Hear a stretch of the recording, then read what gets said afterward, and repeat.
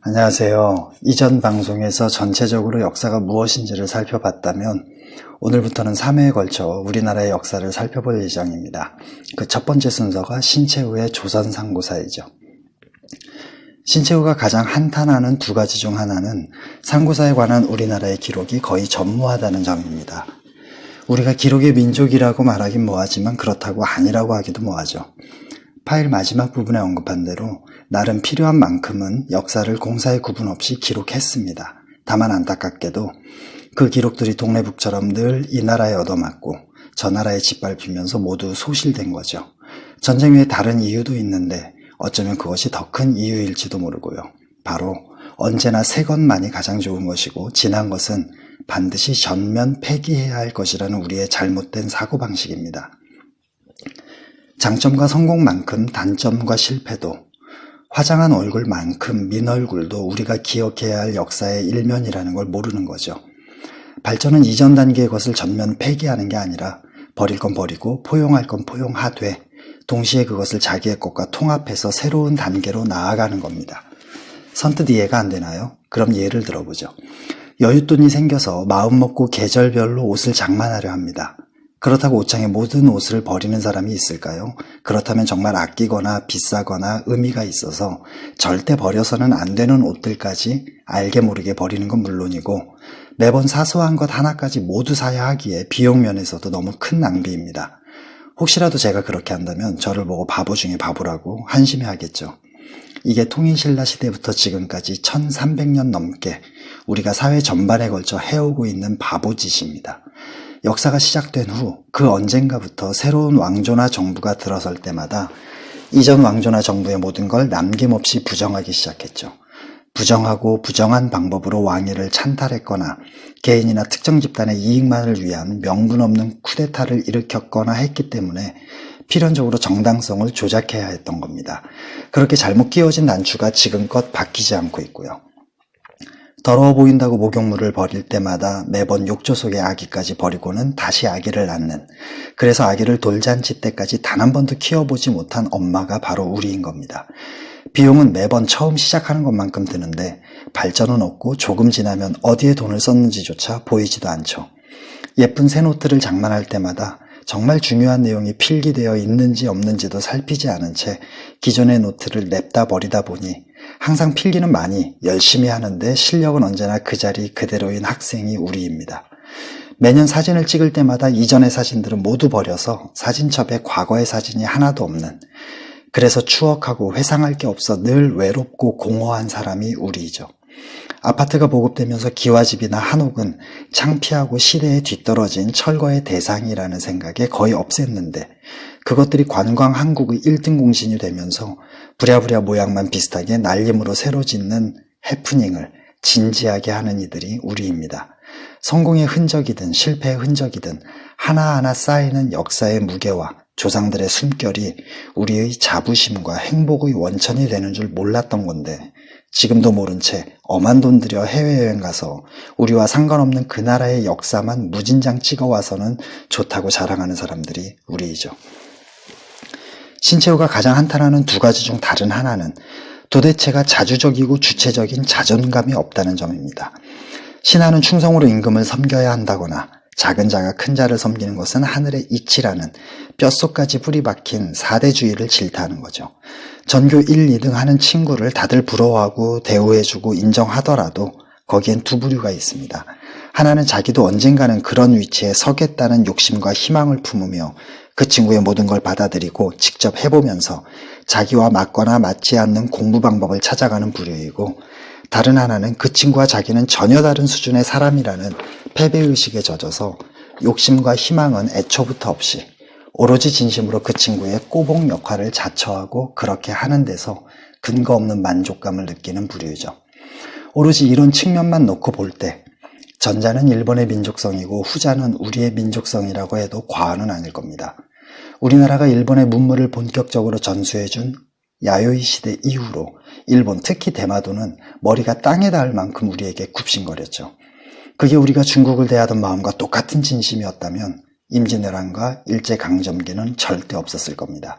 그들은 언젠가는 대일본 제국이 되리라는 자존감을 대일본 제국이라는 자부심을 지니고 준비하고 있었던 거죠. 이와는 대조적으로 우리는 통일신라 말기에 중국이 5대 10국으로 정신 못 차리고 어수선할 때도, 고려 말기에 씻을 수 없는 아픔을 줬던 원나라가 망하고 명나라가 들어서는 수십 년의 혼란기 때도, 명나라가 청나라에 의해 임종 직전의 갑분숨을 몰아쉴 때도 단 한 번도 중국을 이겨보겠다는 생각 자체가 없었죠. 모든 면에서 작디작은 우리가 어떻게 중국을 상대로 싸울 수 있겠습니까? 승산이 있긴 하겠습니까?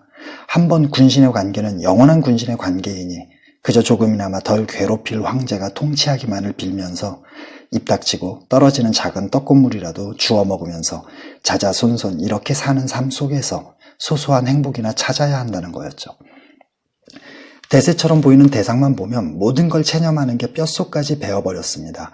그래서 조선 말기 일본의 연신 두들겨 맞을 때도, 대한제국 때도, 일제강점기 때도, 독립후 신탁통치 때도, 그 이후 지금까지도 우리 국민을 가장 괴롭혔고 괴롭히고 있는 건 대세처럼 보이는 국가가 아니라 그 대세의 빌부터 일신의 이익과 안녕만을 추구했고 추구하는 진심 어린 꼬봉과 앞잡이들이죠. 그들의 논리는 단순합니다. 대세는 바뀌지 않는다는 것, 그래서 바꾸려고 해봐야 아무 소용없다는 것, 어차피 실패할 짓을 왜 하느냐는 거죠. 하지만 수많은 제국의 흥망성쇠를 통해 역사는, 대세는 항상 바뀐다고, 그 바뀜은 늘 아무 소용없어 보이던 작은 노력으로부터 시작되는 거라고, 어차피 실패하거나 성공할 일이라는 건 애초에 존재하지 않는다고 분명히 말합니다. 그럼에도 역사를 소홀히 하는 우리의 성향 때문에 이런 뭐 같은 논리가 지금껏 2000년 이상 전혀 변하지 않은 채 이어지고 있음에 치가 떨릴 지경이죠. 1980년대 대학생들이 미국 문화원과 대사관을 점거하고 농성하자 수많은 국민은 깜짝 놀라며 그들을 욕했습니다. 비싼 밥 먹여 공부시켰더니 뭐 하는 짓이냐.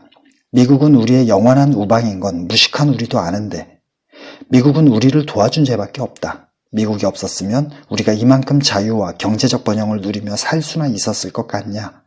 혹시 싸우게 되더라도 우리가 미국의 상대나 되겠냐. 어차피 안 되는 짓을 왜 하냐. 저것들 혹시 빨갱이들한테 돈 받고 저러는 거 아니야? 일본의 일방적인 횡포로 인해 몇 달 전만 해도 꺼지지 않을 것처럼 활활 타오르던 일본 제품 불매 운동은 벌써 옛날 이야기가 되었는데, 그때 소위 보수나 극우단체에서 쏟아내던 말이 뭐였는지 기억하세요? 소름이 돋을 정도로 기시감을 일으킵니다. 일본은 잘못이 없다. 일본이 없었으면 우리가 이만큼 살게 되지도 못했다. 우리가 일본보다 앞서는 게 뭐 있다고 일본과 싸우겠다는 건가? 싸움은커녕 그럴 생각조차 없는 게 예전이나 지금이나 너무 똑같지 않나요? 우리가 중국이나 일본이나 미국보다 앞서는 게 없다는 말은 대부분 분야에서 맞는 말이죠. 하지만 중요한 건 그래서 앞설 수 있다는 욕심과 희망은 품어봤나? 앞서려고 노력은 해봤나? 앞서려고 노력하고 있나? 앞서려고 노력할 것인가 하는 점입니다. 예나 지금이나 우연히 정해진 관계를 역전시키려는 생각과 노력은 전혀 없었고 지금도 없습니다. 지금의 중국과 일본과 미국을 보세요. 어느 한 나라, 자국의 이익 대신 우리를 생각해주는 나라는 없습니다. 아니, 오히려 그렇게 한다면 그게 더 이상한 거고요. 그래도 예전엔 착한 척이라도 했지만 자기들도 먹고 사는 게 힘들어지다 보니 이제는 노골적으로 본색을 드러내고 있죠. 시간이 걸리더라도 우리 스스로 바꾸려는 노력 없이 어떤 영웅이나 구원자나 신의 손길이 하늘에서 뚝 떨어져 우리를 구원해 주기를 바라는 사고방식이 문제인 겁니다. 힘들고 귀찮으니까 시험 공부하기는 싫은데 성적은 높게 나오기를 바라는 학생과 같죠. 애니메이션으로도 나와 있는 만화 신암행어사는 바로 이와 같은 찌질한 삶의 자세를 질타합니다. 우리는 대한민국의 국민임을 잊지 마세요. 대한민국의 국민과는 별개로 대한민국 자체를 너무도 사랑하는 마음이 큰 나머지 쌓인 울분이 많아서 서론이 너무 길어진 점 죄송합니다. 신채의 생애를 보셔서 알겠지만 그는 파란만장한 우리나라 근현대사의 중심을 살았던 인물이라 저보다 쌓인 울분은 100배 이상 많았을 겁니다. 패배주의와 사대주의에 찌든 이놈의 정신 상태를 어떻게 하면 바꿀 수 있을까? 이것이 조선상고사를 기획한 의도이죠. 랑케나 다른 역사학자들의 눈에는 출발점부터 잘못된 걸 테고요. 역사가가 의도와 목적이라는 색안경을 쓰고 역사를 보려 하니 말이죠. 하지만 불편부당한 객관적인 역사는 존재하지도 존재할 수도 없습니다. 자기의 어머니와 모르는 아주머니가 당하는 고통이 정확히 똑같게 느껴지는 사람만이 그런 역사를 쓸 수 있는 거니까요. 여하튼 신채호는 기획 의도에 맞게 부여족과 고구려를 우리 역사의 중심으로 끌어올립니다.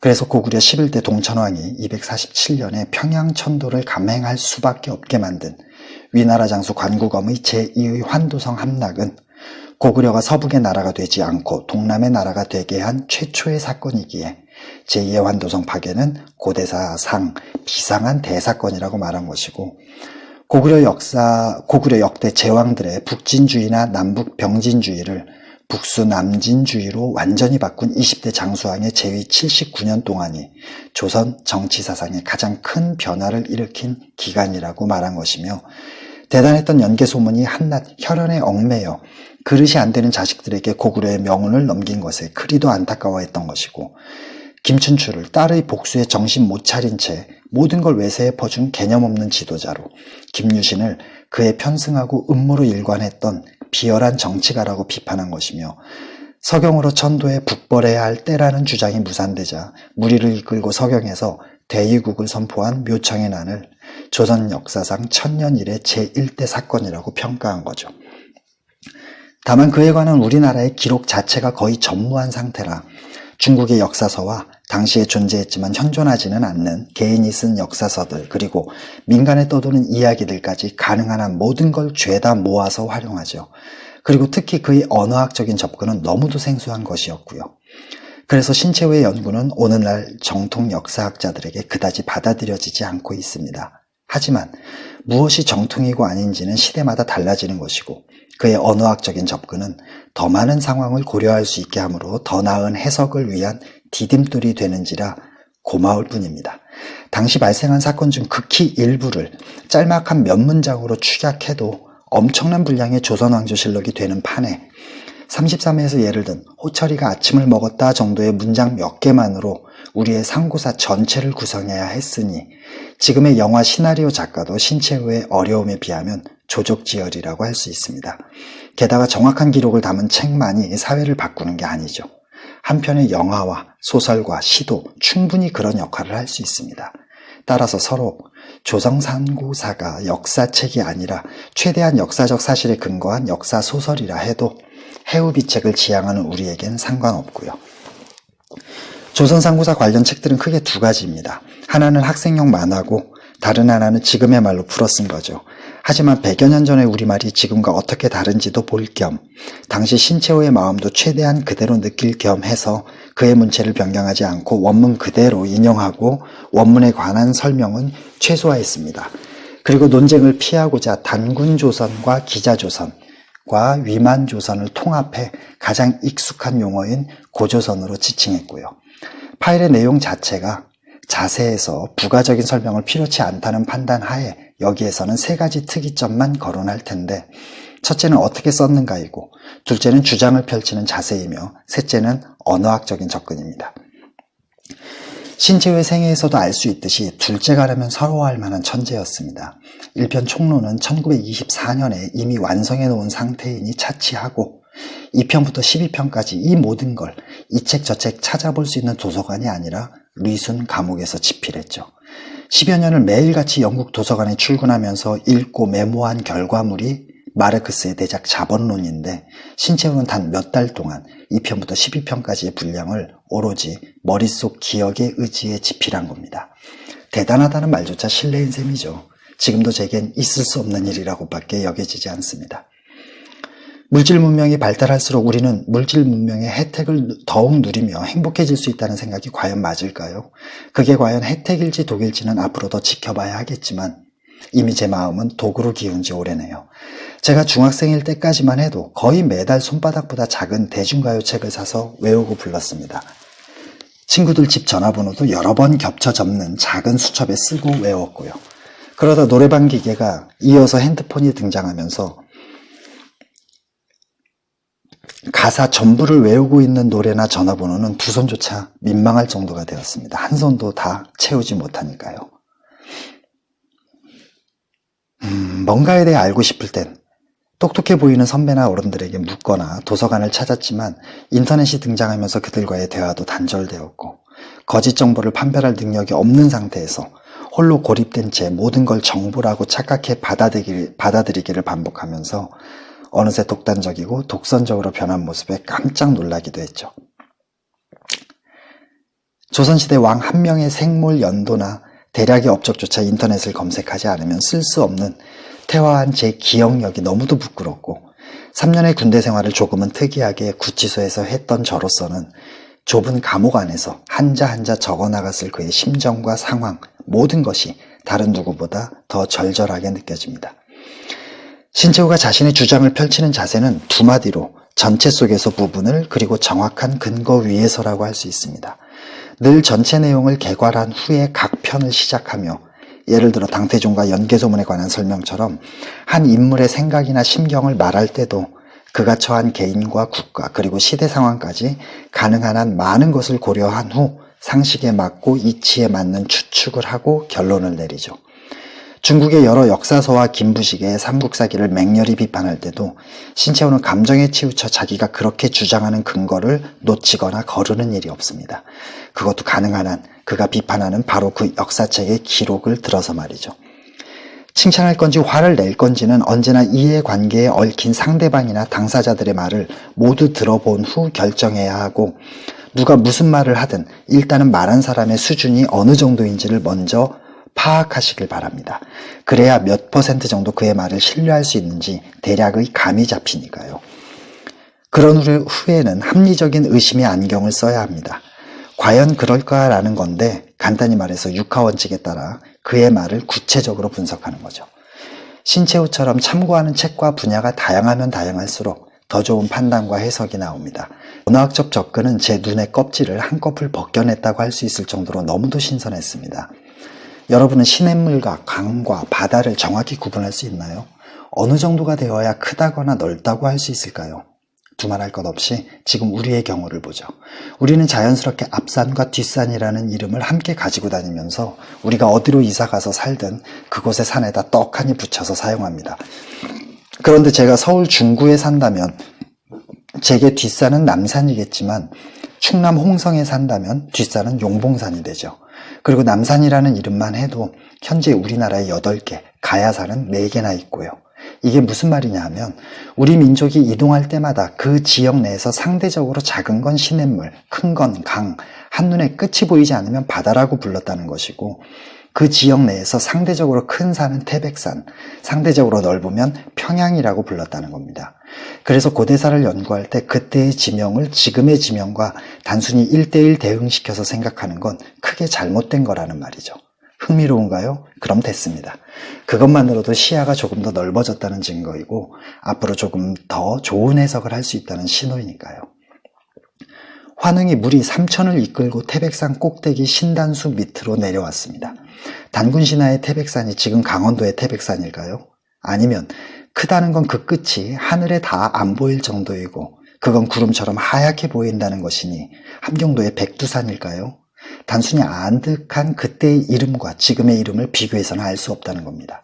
그러니 신단수가 어떤 나무인지 따지는 것 자체가 우스꽝스러운 거고요. 박달나무일 수도 있고 소나무나 은행나무일 수도 있죠. 신화와 전설과 종교적 기록은 글자 그대로를 보지 말고 의미를 해석해야 하는 기록입니다. 언어학적 접근과 관련해서 흥미로운 게 있습니다. 멕시코 지역에서 아스텍 문명을 꽃피웠던 사람들의 조상이 바레인이라는 주장을 한 배제대 손성태 교수 이야기인데요. 흥미로운 것이 많습니다. 꼼꼼한 조사와 근거 없이 믿는 것만큼이나 무조건 배척하는 것도 그만큼 나쁜 태도이니 조금 살펴보죠. 그들은 자신들의 조상이 820년경 아스틀란 즉 아스단을 떠나 베링 해협을 건너 멕시코에 도착했다고 합니다. 바레인들이 그때쯤 랴오뚱을 떠나 이동을 시작한 건 사실이고요. 고조선의 수도가 아사달이고 아사달의 본래 발음이 아스다인데 멕시코 문헌에도 아스는 하얀이라는 뜻이라는 거죠. 신채호의 주장도 비슷합니다. 신조선의 수도는 지금의 하얼빈인 아스라였고 새 부여 중 북부여의 수도인 하얼빈의 완달산을 아사달이라고 불렀다고 하죠. 손성태는 곳에 해당하는 멕시코의 코나 탄 역시 발음 그대로 곳과 땅이라는 뜻이라고 합니다. 탄이 틀란이 된 건 스페인 정복 전후 언어가 섞여서이고요.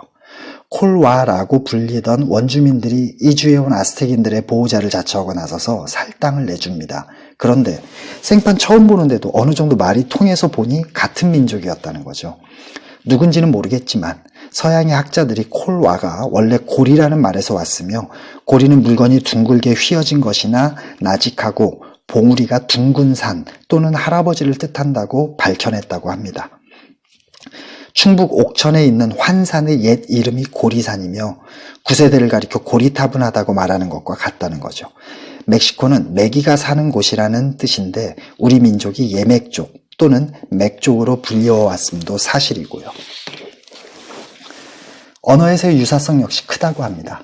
다마티니에 해당하는 멕시코어 타마티니는 다 마치는 사람, 즉 점쟁이나 예언가이고 다차고에 해당하는 타차코는 공놀이이며 태백에 해당하는 태펙은 높은 산이고 다조타에 해당하는 타소타는 다조타이며 아시키나 에세끼에 해당하는 아쉬키는 아이이고 이타에 해당하는 이타는 이따이고 내 집에 해당하는 내 집은 우리 집이라는 거죠.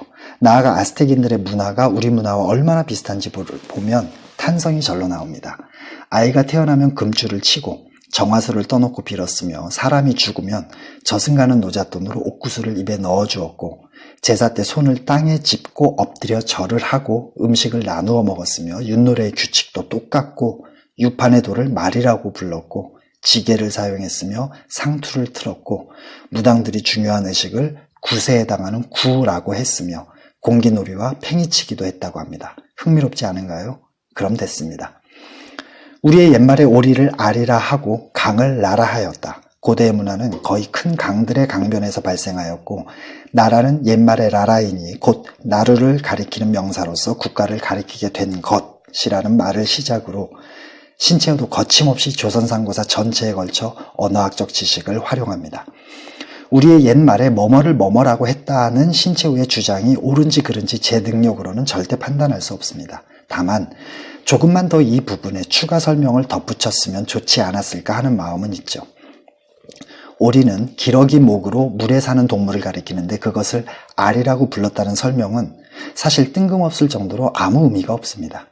알은 하얀이나 밝은이라는 뜻 외에도 높은 언덕이나 넘실대는 물을 가리키고 리는 통하다 또는 길을 가리키며 라는 그물처럼 펼치다라는 뜻이죠. 그래서 아리는 높고 막힘이 없는 큰 물길, 즉 강이 되고 아리라 또는 한강의 옛 이름인 아리수는 강이 바다처럼 넓음을 의미합니다. 스와 아와 같은 뜻이고요. 그래서 우리말 아스라이의 뜻이 까마득하게 멀거나 높게인 거죠. 이에 따라 개인적으로 아리랑의 첫 소절 아리아리랑 스리스리랑 아라리가 났네의 뜻을 굳이 풀어보면 강의 넘실대는 물이 사방으로 흩어졌다는, 그러니까 홍수가 났으니 어서 피해야 한다는 뜻일 수도 있습니다. 신채호가 오리를 아리라고 한다고 말한 데에도 일리는 있죠. 압록강의 압록도 한자로 녹색오리 또는 청둥오리이고 무속신앙에서 소떼 끝에 새겨진 동물도 오리 또는 기러기로 길을 가르쳐주는 신이니까요. 이 정도에서 멈추는 게 좋지만 그러지 않고 조금 더 나아가 충분히 일리가 있는 설명과 믿거나 말거나의 경계에 들어서면 조금 길지만 이런 설명이 등장합니다. 아리는 원래 아라에서 유래했으므로 리와 라는 같은 뜻이다. 대체로 틀린 말은 아닙니다. 이것은 이집트 신화를 보면 태초 혼돈의 바다에서 아에 해당하는 벤벤이라는 언덕이 솟아올라 그래서 이름이 아툼인 창조신이 탄생한 후 그가 최고의 신이자 태양신인 라를 창조했다는 것과 일치한다. 아툼과 라를 합치면 아라가 되긴 하죠. 또한 이슬람의 신 알라도 아라에서 유래한 말이다. 아리는 원래 알에서 유래한 말이기도 하기 때문이다. 세계의 거의 모든 신화는 우주의 탄생을 커다란 알의 부화로 설명하고 대홍수 때 알을 형상화한 방주에서 살아남은 한두 명의 인류가 그 이후 세대의 신이 된다고 말한다. 따라서 최초의 인류를 만든 신의 이름은 아리이자 아라이자 알라이다. 매우 아슬아슬하죠. 이런 것들이 우리의 시야를 조금씩 넓혀주는 음식인 셈이고 이런 음식을 섭취할 때의 기쁨, 그러니까 지적인 먹는 맛은 육체적인 먹는 맛과 비교해서 크면 컸지 절대 작지는 않다고 단언할 수 있습니다. 다음 방송에서 다룰 함석헌의 뜻으로 본 한국 역사는 읽는데 가장 많은 시간이 든 책입니다. 함석헌의 나라 사랑하는 마음과 고통받는 민족을 향한 애타고 절절한 마음, 그리고 단어 하나하나를 그 끝까지 파고드는 생각의 깊이와 철저함이 고스란히 전해져 한두 페이지마다 읽기를 쉬어야 했기 때문이죠. 맺힌 눈물도 닦아내야 했고요. 신채호처럼 함석헌 역시 순우리말을 최대한 사용하는 터에 쉽게 읽히지도 않을 겁니다. 게다가 처음 정리했을 때 거의 70여 페이지에 달한 것을 최대한 줄여보겠지만 그다지 자신은 없습니다. 아무리 분량이 많이 나온다 해도 그의 마음만은 반드시 꼭 담아내고 싶기 때문이죠. 함석헌의 책을 통해 우리 역사의 세세한 사실을 알고자 하는 건 초점을 전혀 못 맞추는 겁니다. 그래서 부탁드립니다. 천천히 정독하면서 부디 가슴으로 읽어주게. 고생하셨습니다. 다음 시간에 뵙죠.